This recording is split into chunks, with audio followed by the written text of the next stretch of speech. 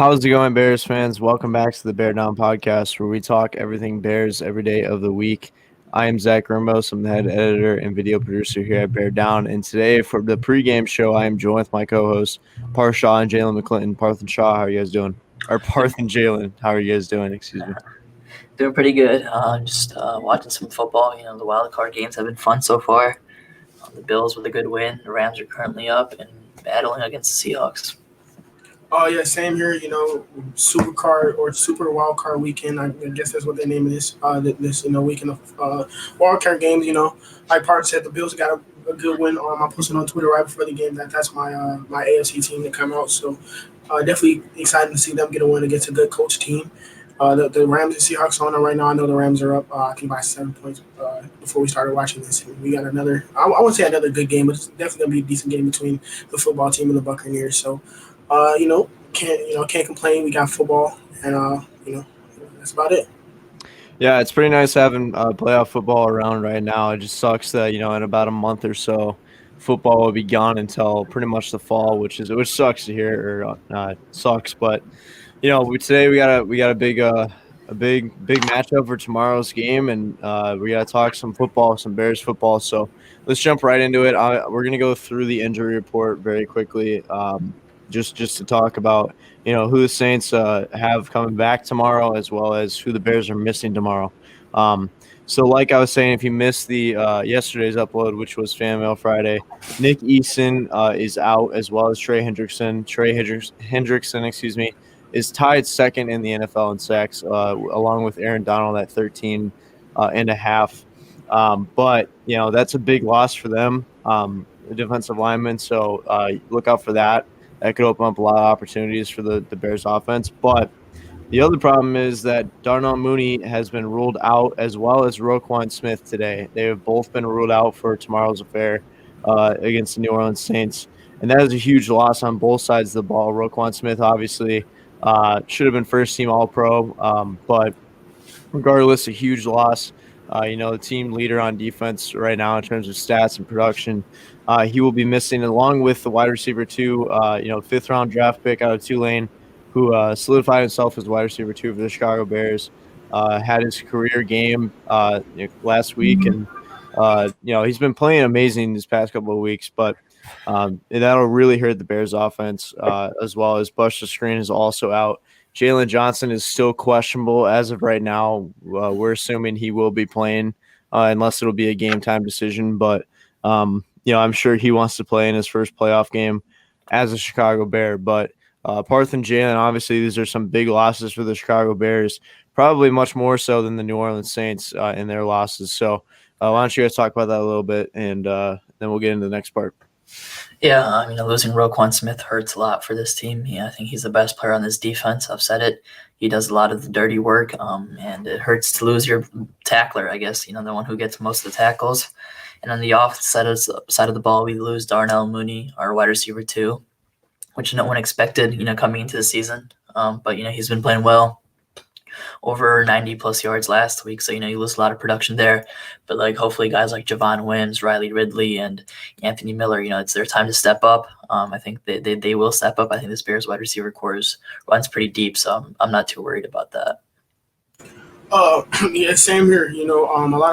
A lot of people were talking about, like, on Twitter just yesterday when, the All-Pro people were revealed, and very upset to see Roquan on first team. He still did make second team, but the people that he was ahead of, or the people that was ahead of him, like when you combine their stats, like the tackles for loss, the people that was ahead of him was 19 tackles for loss, and Roquan had 18 by himself. So that goes to show you how good Roquan was this season.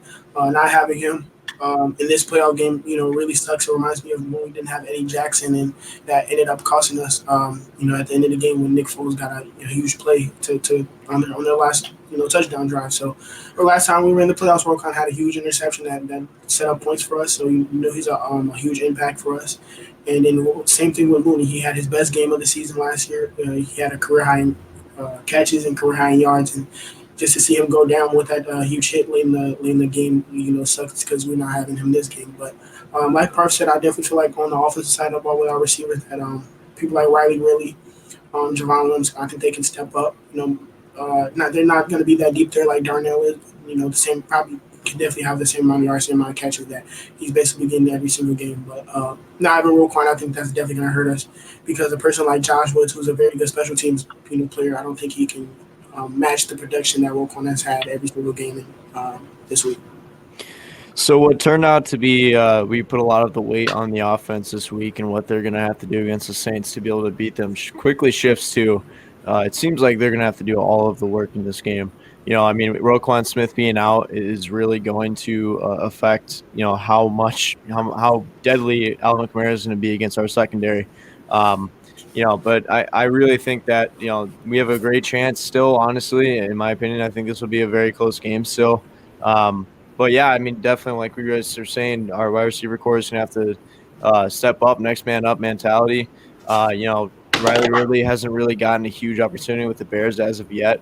And when he comes in, he's made some big plays, against Carolina. He had a great catch from Foles to extend the play. And then, I think last year against the Vikings as well, he caught that big third down play, or I think it's fourth down. But regardless, he's come in a few times and he's been a playmaker. And that's, I think they should give him more of an opportunity. Javon Wims, we'll see what happens in this game. Hopefully he doesn't get himself ejected somehow. But he has an opportunity to really step up too. But yeah, it's going to suck it's going to suck that we don't have Mooney out there, who always seems like he's fighting for more yards despite how small a receiver is. He's awesome. But yeah, with that being said, man, the Bears are really going to have to step it up this week. Mitch is playing, what could be his last game in the Bears uniform, as well as Allen Robinson.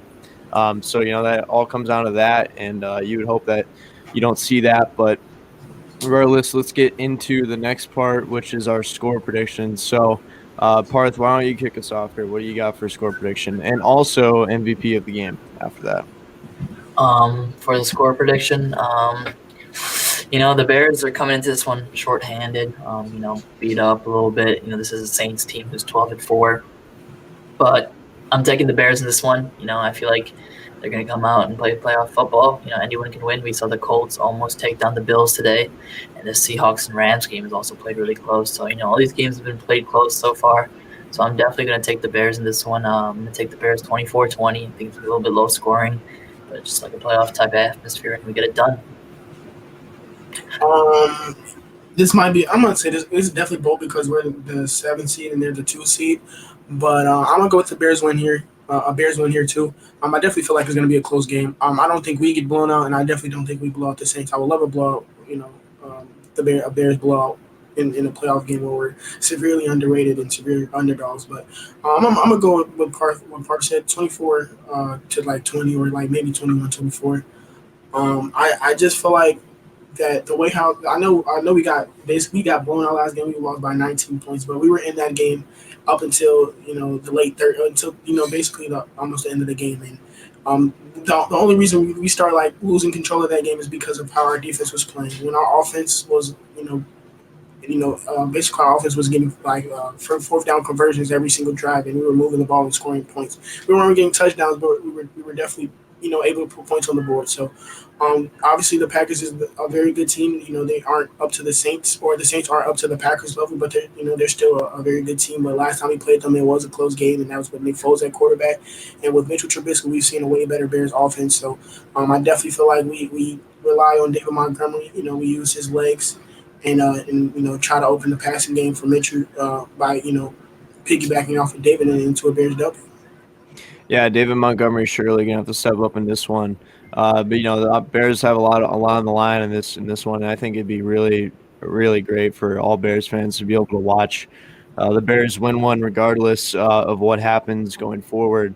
But hopefully, Bears can pull this one out. I'm gonna go with a score prediction. I'm gonna say it'll probably be a little bit closer, like Parth was saying.